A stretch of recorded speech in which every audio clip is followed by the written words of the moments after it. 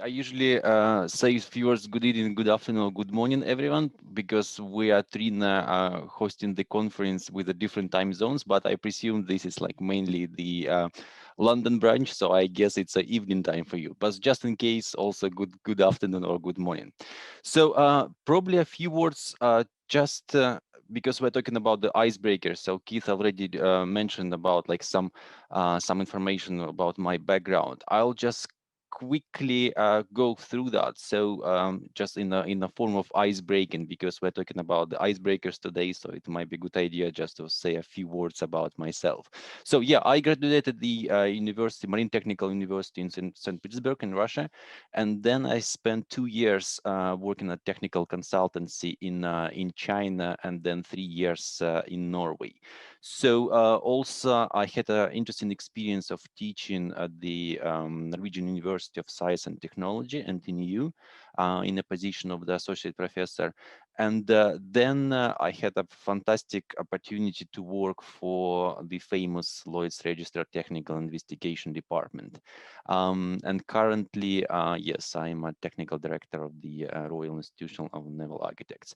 So, and just a bit of fun fact about myself. So while I was working at a technical investigation department at Lloyd's Register, so we had quite a lot of opportunities to travel around the globe. And I had the opportunity to go through the Bermuda Triangular, which was quite an interesting experience.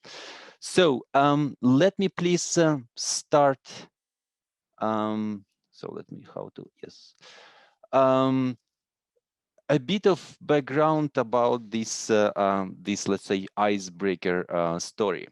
So how actually it started, and so within this like a few minutes of my presentation, we will be able just to follow these steps one by one, and hopefully you will be interested to hear this almost a detective story. So at the beginning, I would like to show you this slide. So as you probably know, the icebreakers, it's a very special vessels. And for instance, if we go from this corner, from the top corner on your left. So currently it's the largest today, the nuclear power icebreaker Arctica. This vessel was delivered last year, or like 2019. Another famous vessel from this kind of series, another icebreaker Arctica. So that vessel was built in 1976. And this is famous because in 1977, this vessel achieved the North Pole. And this was the first icebreaker which managed to do this interesting voyage to the North Pole. Another vessel, it's the first nuclear-powered icebreaker Lenin. This vessel was built in 1957, and also probably the first vessel of this kind of class. It's a remarkable, the first Arctic icebreaker Yermak. It was built in 1899. So actually, if someone just looks at the form of this icebreaker, or just the development of this icebreaker, let's say, concept, obviously we can see that, okay, so there are different propulsion units, there are different way of obviously to move the vessel forward. So for instance, initially it was just a steam power, and then it was nuclear power, and so on.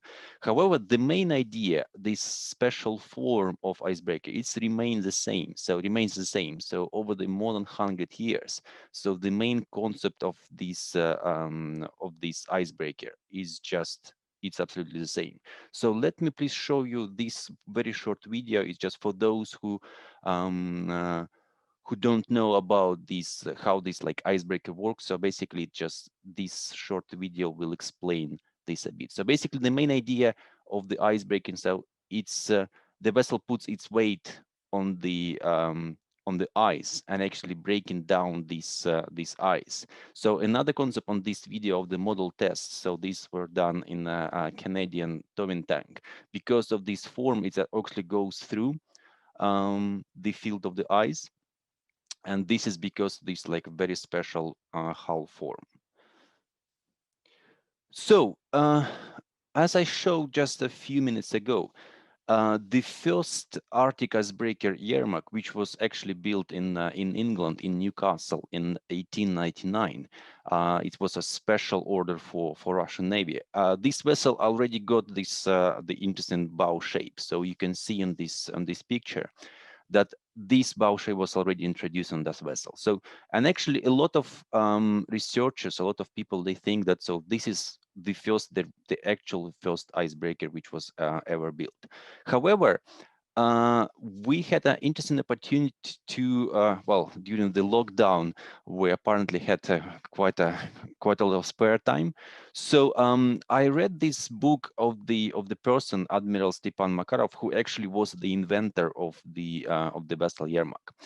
And actually, Admiral Makarov, in his book, he said that he was not the inventor or creator of these innovative bow shapes. So in his book, he clearly stated that so basically it was another person who introduced this. And what he said in his book, that actually this idea originated in Russia. It's in island close to St. Petersburg. So basically, it's completely, well, isolated island, and obviously during the summertime you can get to this island by boats, but in the let's say late autumn and early spring, so this was the most problematic time to get to the island because of this moving ice in around the island. So this is like a map showing you. So this is St. Petersburg, and this is Kronstadt, and you can see it's located on the island. I'm not sure you can see my mouse. You can see this just Kotlin Island, and it's completely isolated. So the challenge was how to get to this actually Navy base during the late autumn and the early spring. So in his book, he said that if there is someone who can get this kind of challenge sorted, yeah, it would be quite an interesting solution in terms of both the achievement just to get to the island, but also in terms of the so financial side, because obviously it was a it could be very good business to bring some posts, some goods in this period of time. And actually the person who decided to spot this opportunity was with the entrepreneur with the name Mikhail Britnov. So according to the book written by Makarov, he said that in 1864, he put one of his boats pilot in a dry dock, and then he cut off the bow and attached this new innovative special shape bow, and actually this bow was already capable to go through the ice. So basically we found the picture of this person, so Mikhail Britnov, and this actually the route from Arinbaum to Kronstadt, which this boat pilot could travel that time. So this sounds like a very interesting piece of information we found, that okay, so we know the author who created this, who developed this idea, and also the name of the first icebreaker. So what else? How to dig out some further pieces of this information? Uh, in the same book, Admiral Makarov said that actually in 1871 it was an extremely harsh weather in Europe, and actually some engineers were sent from Hamburg, from Germany, just to learn, to get the experience of this Britnov vessel. And actually they purchased drawings of pilot and spent just 300 rubles, so which is not that expensive, to get the idea to this innovation from Russians. And actually, according to Makarov, so those drawings were used to build the first icebreaker in Germany, in Hamburg. So initially, when I read about this, I said, "Wow, that's a interesting threat. So we can potentially dig this out further, and hopefully we can find the original drawings of pilot, because there is a great chance that the Germans, they could potentially save or keep these drawings somewhere." So we approached the German Maritime Museum in Hamburg, hoping that they have something, because obviously they're they might be good in keeping the drawings and further documents. Unfortunately, what we learn is actually the story that was described by Admiral Makarov actually was not confirmed. So the documents, the further documents that we found, it's indeed stated that it was a tender announced in 1871 about the building the first icebreaker. And actually, there are 24 projects which were actually submitted for this tender. And actually, the winner of this project was this Icebreaker 1. And actually, there was no even a mention about the pilot. So it was not even like a tiny connection with the pilot or those engineers who could be in Russia learning about this pilot experience. So interesting, but unfortunately, it seems like it was no good way forward. So it seems we could not find anything useful about the pilot. So those icebreakers in 1871 was almost 10 years later after the Britnev's idea. So unfortunately, we had to stop in this area. So and we tried to search somewhere else. Fortunately, again, it was a second lockdown in the UK, so we had a bit more time to make some research. And actually, what we made the further steps. So we found a book, and this book was published in 2009. And actually, this book related to all the icebreakers built from 1860 till 1918s. And actually, it's very good and impressive research, which covers not only the Russian icebreakers, but general icebreakers built in Europe. And they also mentioned this icebreaker one from Germany. So in this book, we found quite a lot of, let's say, puzzles of information. So for instance, in this book was stated that in 1896, Brezhnev provided the port of Kronstadt authorities with some details about the vessel. So from this submission, we found actually the general arrangement. So we know that it's approximate length and beam and rod, and also some information about, let's say, the distance between frames and so on. And also there are some other reference in this book about, so this vessel was found in the list of river steam vessels of Russia from 1897. Unfortunately, that was the only, let's say, practical information we could get from this book. So there are a few images. So you could probably, if you Google pilot, you could probably see this photograph on which is on your right. But again, this is unconfirmed image of pilot, so it's not 100%. Well, we don't really know so whether this is pilot or not. So what we can see in this image is yeah, so the vessel goes through the ice, but actually the landscape, it's not very similar to the St. Petersburg area. So most likely it's a river. So that's why it's quite difficult to make the strong connection saying, yeah, this is pilot or not. So additional information we found in this book, actually the author of this book, Vladimir Andrienko, he made a very interesting research, and he found quite a lot of newspapers which were published in Kronstadt and St. Petersburg about around that time. And actually in those newspapers, we can from those newspapers we can see that, okay, so we know the cost of the tickets, we know the schedules for the vessels, so we know some episodes which happened on the vessel. But unfortunately, there was not even the like a sketch or image of this vessel. So there is still not clear how this first icebreaker pilot could look like. So we also found this engraving dated in 1883, which actually showing, so this is like a real landscape of Kronstadt. So you can even see this fortress, which is still there at the moment.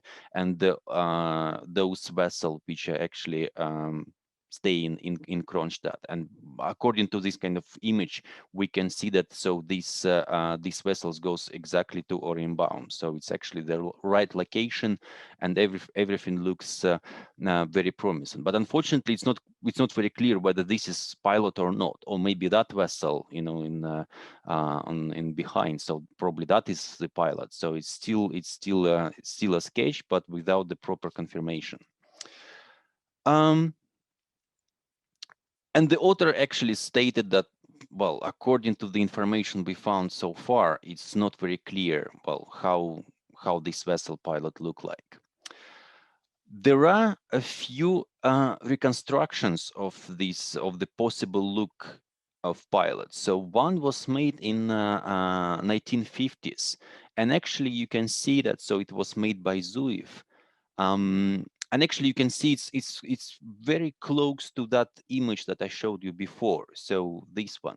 So there is a chance that he could potentially use that image to recreate the possible look of pilot. But again, it's highly unlikely that this vessel could look like that in the 1860s. So most likely, it's a bit later, you know, later development of further vessels.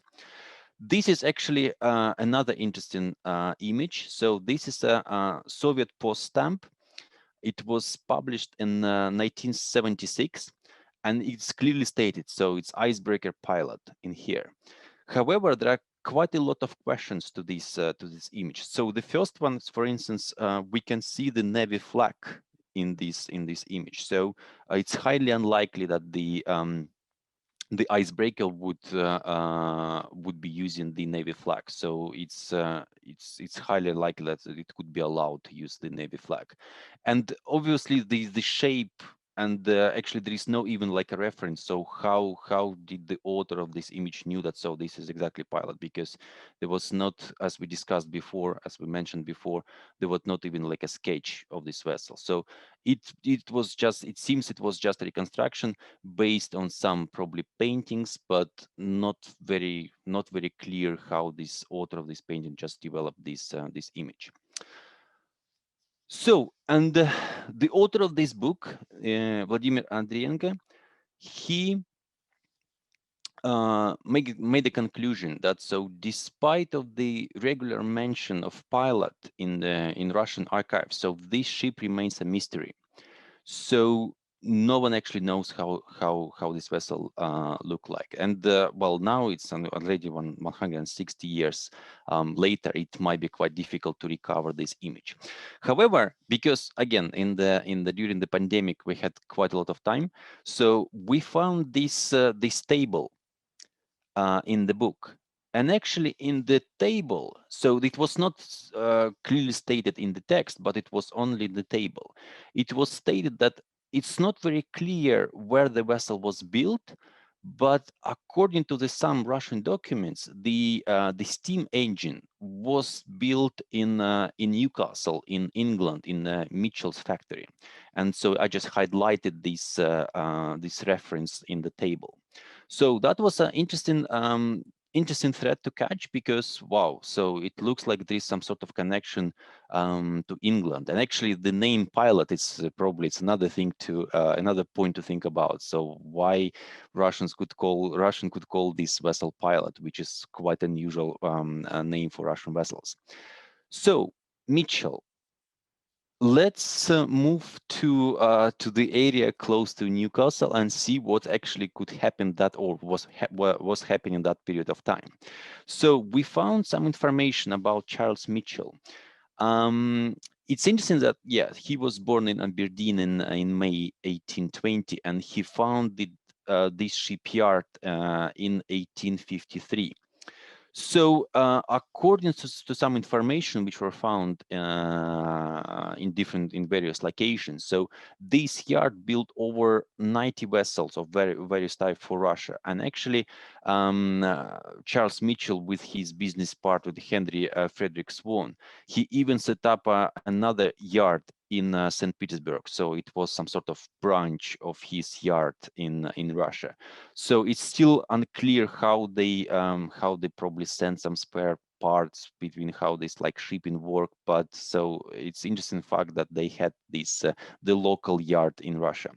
And to recognize his services, Tsar Alexander II, so he made Charles a cavalier of the Order of the Stanislaus. So it's a quite a rare honor for a British shipbuilder. Another interesting fact that we found, so this is quite remarkable.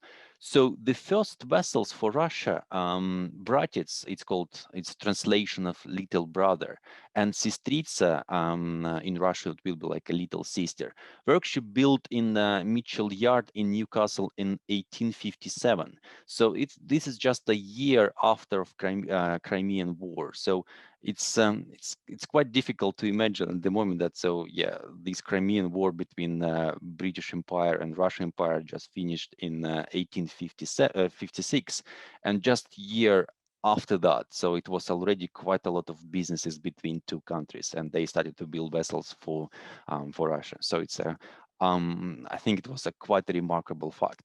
But okay, back to pilot.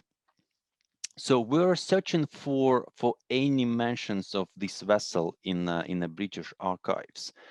And what's happened? So indeed, we found in the records, which was stated by the Shipping and Shipbuilding Research Trust. So they say, so indeed, it was a vessel with the name Pilot, built in 1862. So it's very close to the time we're talking about. And the Charles Mitchell was actually the builder of this vessel. So there is also like a yard number 103. But at the same time, it looks like a very promising, let's say, statement in the documents.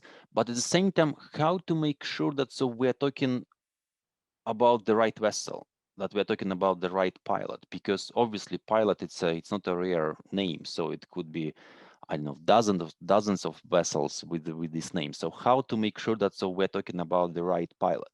And apparently, just a single line in these records actually just confirm it. And the line is, let me just click on that, like that. So in this record, it was clearly stated that in 1862, this vessel was delivered to Mikhail Osipovich Britnev, Kronstadt.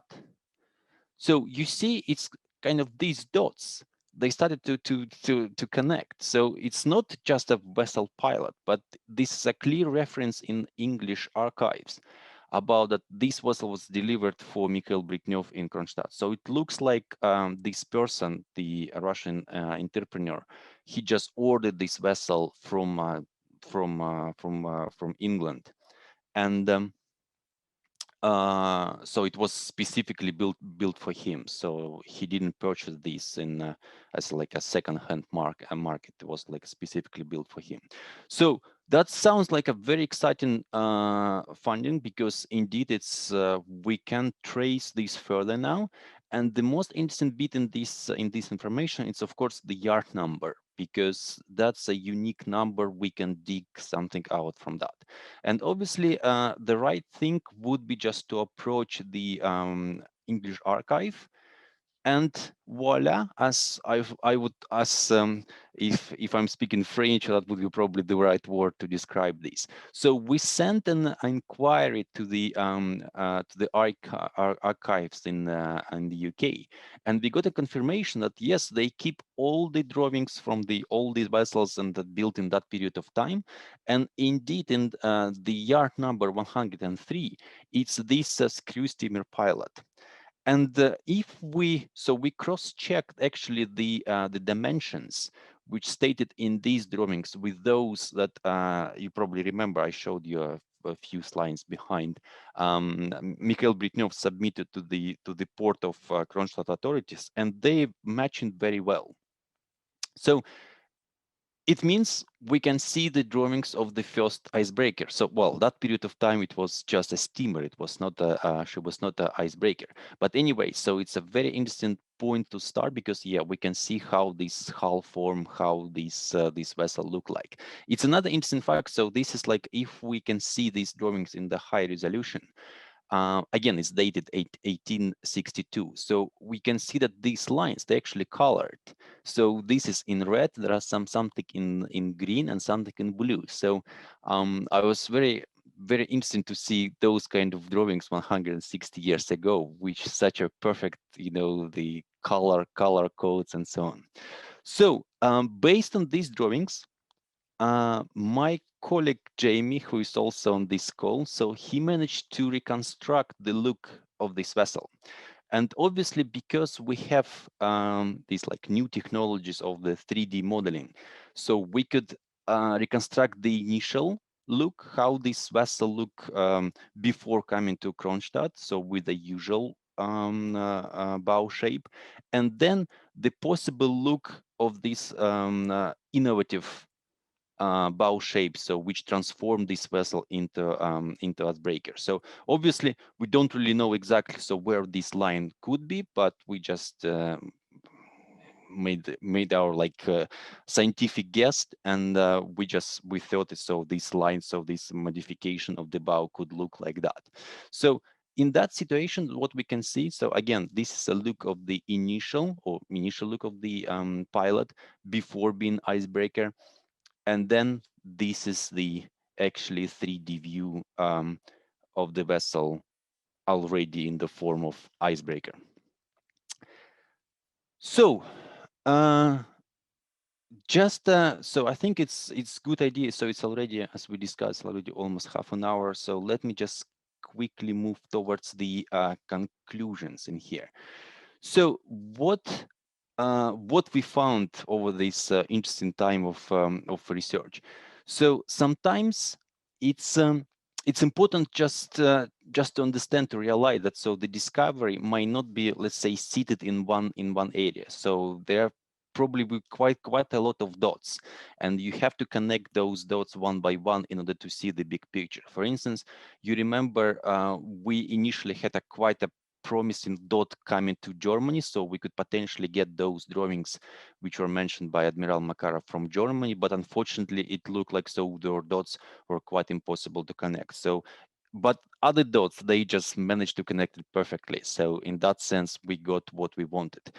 Another interesting point, so it's actually not stated in this on this slide, but nowadays you can make all these dots connecting without actually leaving the home. So we're sitting in London during the lockdown, completely isolated, and we could make this interesting research approaching different libraries, different universities, and archives remotely, and getting this information from them without actually leaving the home. So that was another interesting opportunities that we could learn from in these interesting times.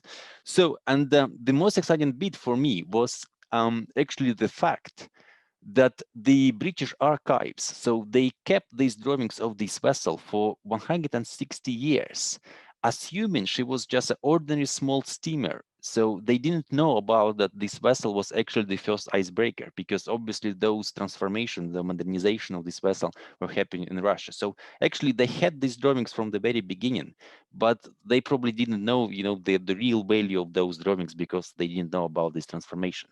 And on the other side, from Russian side, the local Russian researchers, they knew quite a lot about this vessel. So they knew even the ticket cost for this vessel from the local newspapers. But for some reason, they could not make this connection to the British archives, and they could not find the actual drawings of the vessel. So basically those, for nearly 160 years, so these like a two, let's say, groups of people, or like facts were being quite separate. And well, because of this lockdown, so we managed to connect this and describe this interesting story about the first icebreaker. And also another interesting point to note, that even though it's quite a lot of people saying that, okay, so Russia is having quite a big fleet of the icebreakers at the moment, and they are very famous because of the icebreakers. So actually the first icebreaker pilot, so the very first one, and the first Arctic icebreaker Yermak, so despite of being like very Russian projects, so they're actually built in English shipyards. So it's again, it's another connection of this of this like a shipbuilding industry. That's something like which traditionally, you know, recognized by one country, so they actually were built in another country. And on the next slide, so I think it will be my last slide, I'll just put some references. So for those who wants to check the information, so we stated here, so actually, so this is the first book which was published in 1801. It was actually reprinted in 2011.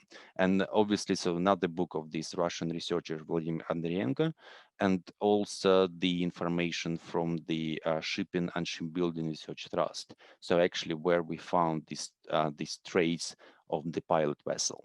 And so the last bit in this reference is actually the actual reference for this general arrangement of the vessel. So I think that is from my side.